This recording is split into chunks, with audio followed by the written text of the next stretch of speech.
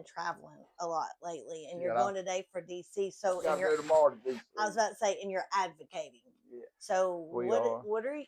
Tell me about that a little bit of Okay. what that, because I know you're all about saving our waterways. Well, just to advocating the fisheries, my family, we've been in here. I'm the sixth generation of our family. So Mhm. our Raffields have been in the commercial seafood business since 1898.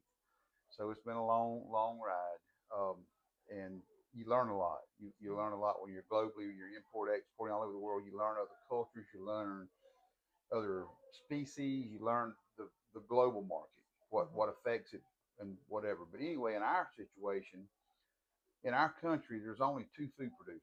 And it's land and sea. That's farmers and fishermen, Mhm. or fishers, whatever way how you want to call that. So what we in southeastern fisheries, we started looking in one of the meetings I said about 7 years ago. I said, we're fighting all these regulations, and people's always trying. There's one group that doesn't like this group, and it's just the way life is. You have to just kind of deal with it. But at the end of the day, there's a reality of the industry. It was America's first industry. When we came to this country, we didn't have Burger King, we didn't have crops planted. We had to take hooking lines and cast nets and nets to catch fish to feed the people on those ships. And then we started building into that other stuff. Where I'm going with it, our country has always supported the farming industry through Department of Ag. Yes. Our industry, America's first industry, commercial seafood production, has no real champion, nobody that helps us. We're pretty much on our own. So, not want to take a penny away from the farmers, Right. but what Right. we're trying to do is petition Congress to put us into commerce or ag, something as a program where we have fair equity into the game of being a protein producer. We have no, when we have fuel like this or commodity, farmers have some advantages of insurance and stuff. They plant, they have crops. We don't plant in the ocean, but we harvest just like our boats are their tractors of the fields. I mean, That's true. so that's how it really is. So when people think about it, so well, in the nutshell, there's two things that stand out that most American people don't understand. Is one is that the American taxpayers pump out about $36 billion a year to subsidize farming. That's what we have to do to keep them alive. In reality, nobody's looking on the fishing side. We got about 110 million through the whole nation, 110 million, and that won't Nothing. touch. That won't. The majority of that went to Alaska. But so where I'm going with this is to try to find transparent equity. Somebody say, hey, what can we do to help the other food producers? What's missing here? Why aren't we being helped? So we're asking those questions. Mhm. Well, I come in to work yesterday. Before that, I went back up, went to Boston Seafood Show, and I spoke in front of the head of National Marine Fisheries Association, Trump's head man, Mr. Eugene Raffield, and he's a third generation commercial fisherman, and he's Trump's big guy now. And then we had a good talk with him, and I laid out kind of from start to finish what our industry needs. Politicians don't know who we are. So we're gathering, trying to get the four corners of this country and the interior to know you have freshwater fisheries and you have saltwater fisheries, Mhm. but we're not part of. We're a stepchild of ag. We're not in any way, shape, or form really in the beneficial side of keeping us whole. So our industry is just going down. We have no kids getting into it because it's not. We've been importing. Mhm. So we'll talk about importing in just Yeah. a minute. So in this country, we import 80, well, let's see, 94% of our seafood's imported. 94%. Really. So we only have around 7%. And it fluctuates. You can get different things, but the reality is we only produce about 5 to 7% of the domestic seafood that we eat here with American hands. Wow. When you flip that over to the farming side, farming's about 84%. Mhm. Farmers are starting to get hit with things that nobody sees. They're getting hit with, droughts and stuff that Mhm. happen, markets, tariffs, all these things. But what we've done, we have gotten so sophisticated with equipment, with GPS tractors and all this stuff. Those tools that we develop here now are on other soil across the pond, teaching them how to grow stuff in record numbers. So now that's coming back at a cheaper rate to compete with our own people. Mm-hmm. So you got to try to find the balance. You know, we're all on the same planet. We got to figure out how to we all survive. We got 8 billion plus people living on planet Earth. So there's a need for protein. Yes. We got to have protein. And one of the greatest sources of protein is seafood. It's not cutting away from the land side, but science will tell you that protein from the ocean is a lot healthier for you with your omegas and stuff for us than the land stuff. So with that, I came into work yesterday, and I think the fruits of our labor that we were heard in Washington D.C. We had the advocate group from Trump's group, the SBA, and all the group that was there, and they had no idea. They had no idea how bad the discrepancy was in our industry compared to the farm. And I said, look, we don't want to take anything from farmers again. We think you ought to come up. You have aquaculture. That's where you grow oysters in the cages and some fish, and those are some good things. But that's aquaculture. We're wild. We go out and catch wild fish in the ocean and stuff. That's aqua. So I'm thinking we will do Aqua Ag. You got land ag, farm ag, and you Aqua Ag. That's something I just pulled out of my hat trying to make it happen. But yesterday when I came to work, I get a call, and we're finding out that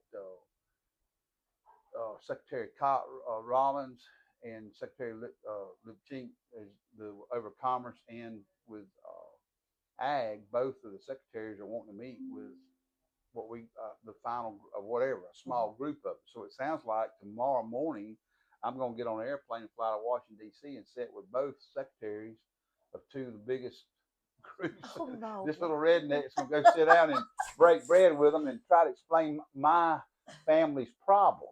And it's not just a family problem. It's an American problem we've got. We've overlooked an industry that actually was America's first industry. I don't think it was done deliberately. I hope it wasn't. It's just the sport fishing group. We catch the bait that goes on their hooks to catch the grouper and snapper. So we're all mixing this together, and there's good ways and bad ways. But at the end of the day, I think what we should do as Americans is find the balance, the Toledo scales of life. It shouldn't be this way or this way. It should be somewhere like this. If we just take that rule, we'll all be happier. We'll live better lives. With the great divide that we have now, needs to be something's got to happen. Look at an analogy like with farming or shrimp. We'll just take those two things. Take a shrimp, and it has a $4 to the boat price now. Well, if fuel goes up $2 more a gallon, there's no way the guy can fish and make. He's going backwards just because of fuel costs. Right. The difference of a farmer is the commodity of corn. Before that farmer buys that seed, that commodity has a commodity specialist board that will throw a price around the world and say, all right, corn this year we're gonna back it at $72 a bushel. Boom, it's there. Farmer knows that he can go get the seed, he can buy crop insurance, he can put it in the ground, he can sow it, it's coming back up. But let's just say that something happens. There's another country that produces more corn, or a war. They didn't need that corn. We export a lot of stuff. People realize we export a lot of stuff out of this country. We don't need all the corn that's here. Okay. So we're an exporter of our own ag, and taxpayers are helping that, but we're exporting. So what does that mean? It means that if corn pops in and says, "Hey, we're at $58 a bushel now," and that farmer got paid to seed for 72, they're going to come in and subsidize the difference of the value of 58 to 72 and make that farmer whole. Oh, but you have nothing. We don't have that. You don't have that. Again, I'm not throwing rocks at the farmers. No, they're organized. They have lobbyists, and they have an understanding at Washington. They have to have that money to make them whole, because without it, you're not going to produce the food. It costs money to produce food. So if from a national security thing, we need to secure what we can produce. You got to have food to feed the multiple. You got to have protein.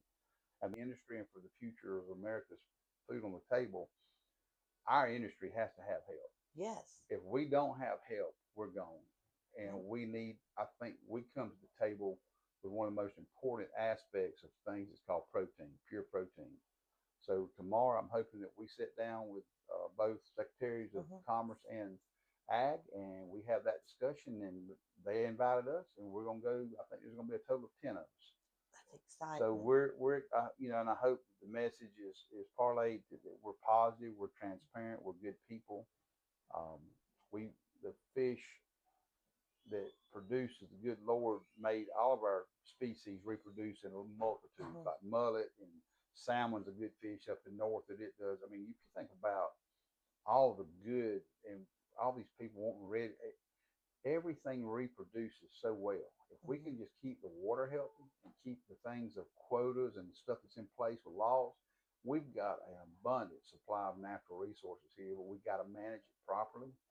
You can't protect to the point where you say no, and that we're going to use somebody else's resource to get us by. So when you go into a restaurant and you say, I want a grouper sandwich, and they sell you that sandwich, and it's not grouper, it's swai, swai is a good eating fish, but we need to call it what it is.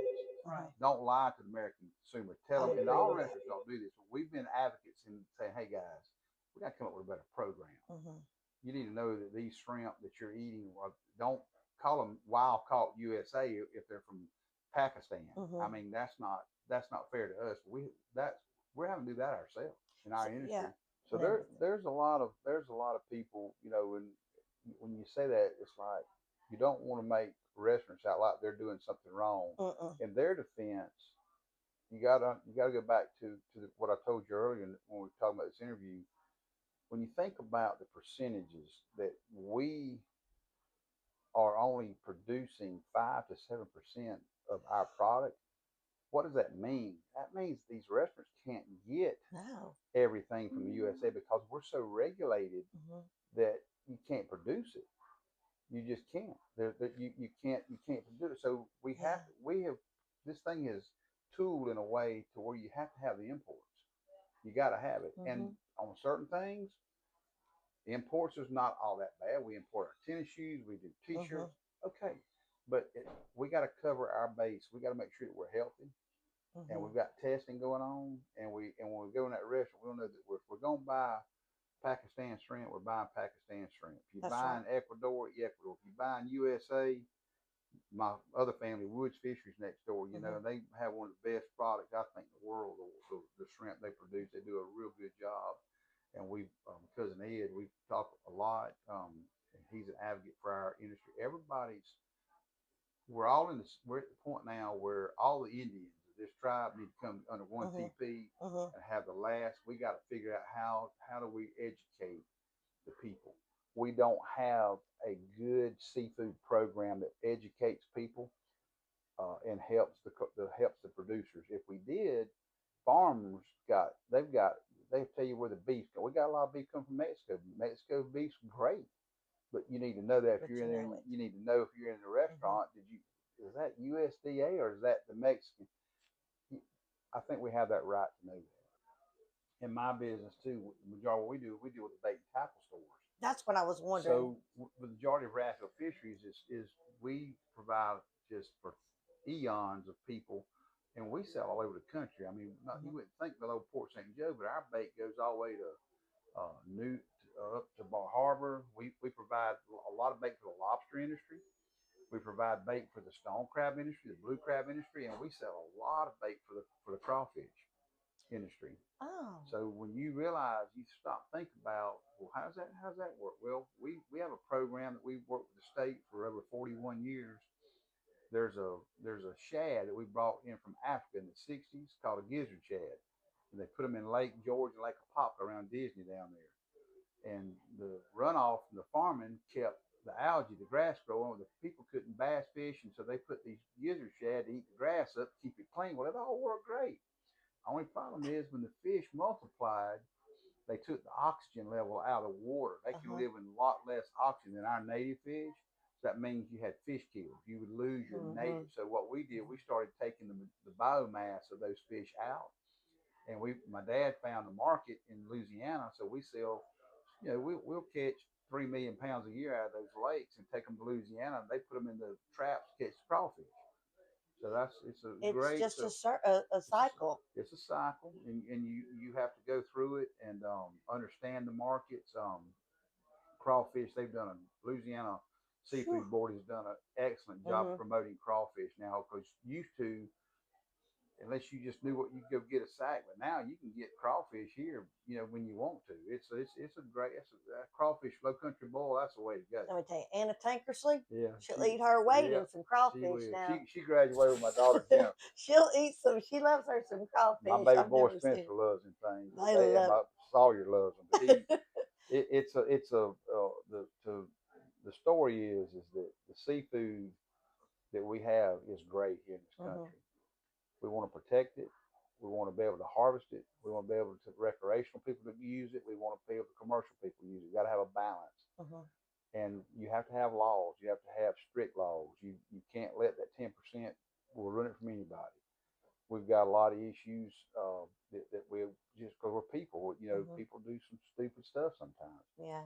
But so it's not all bad to have regulations. It's not all bad to have conservation and stuff, but you've got to be smart about it to the point where you're not putting people out of business. Okay. Well, one thing you can do that would help you is to go to our website. Okay. We did a film thing about who we are and what we do on a day-to-day thing. It shows our boats leaving before daylight, finding the fish offshore, airplanes spotting them, bringing the fish back into the plant.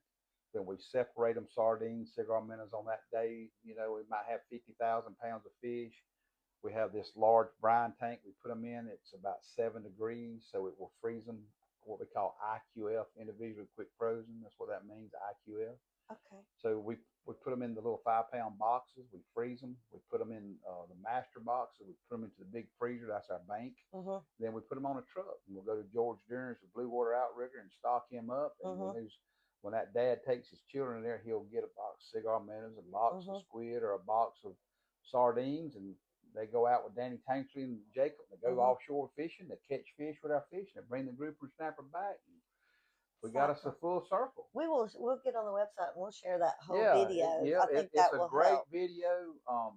We did it years ago, and it turned out really. Our boys were small. We took them deep sea fishing, but it shows the full circle of what it takes to produce the bait. Okay. How to pack it, distribute it, and sell it, and then when it goes back out on the boat, think about it. We would go offshore to catch the fish, and then we bring it back, and then we send it back out there to drop it on the hook to catch it, the fish to bring it back in. So that fish has 2 rides. It's talk about that's a return flight. I take for granted what I know because I've done it so long. Yeah. And my dad did it. His dad. So 6 generations, that's a long time to be in this business and stuff. And we're proud of it. And we like I'm saying, we are one of the largest recreational bait producers in the United States. And we go all over from New York down the eastern seaboard, all around Florida, all in the Gulf Coast, over around to California. We also provide a lot of the fish for the zoo and aquariums.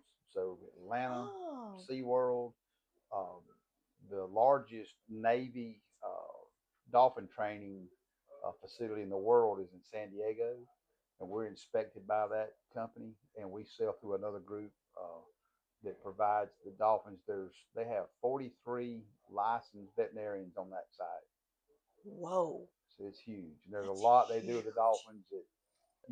Talking about Marines, providing zoo and aquarium. Me and Joey and Randy were little boys. They loaded us up in a station wagon. We went down south, and Dad and them was providing the food for Flipper. And we got to get in a little boat. Flipper pulled us through the pond, No. Somewhere we got on 8mm. I got to find it Mom's house, But those were good days. You know what I'm saying? You don't take those for granted.